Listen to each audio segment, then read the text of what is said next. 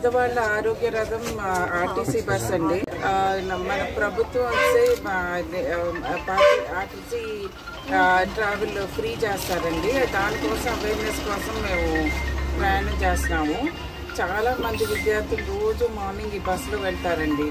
వాళ్ళందరికీ సౌకర్యంగా ఫ్రీగా వాళ్ళ ఖర్చు లేకుండా బీదవాళ్ళ రథంగా చంద్రబాబు నాయుడు గారు వారికి ఫ్రీ బస్ ట్రావెల్ పెట్టారండి. ఎస్పెషల్లీ మహిళలండి, మహిళలకు లేడీ అందరూ ఈ రథంలోనే ప్రయాణం చేస్తారు. వాళ్ళందరికీ సౌకర్యంగా ఉండాలని చంద్రబాబు నాయుడు గారు గ్రహించి ఫ్రీ బస్ ట్రావెల్ పెట్టారండి.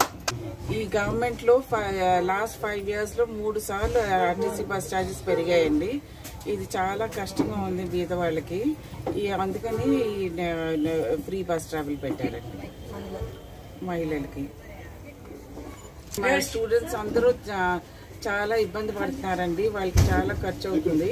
సో అక్కడి నుంచి గ్రామాల నుంచి వచ్చే మహిళలు విద్యార్థులు వాళ్ళందరికీ సౌకర్యంగా ఉండాలని ప్రతి పల్లె నుండి ఈ ఫ్రీ బస్ ట్రావెల్ పెడతారు.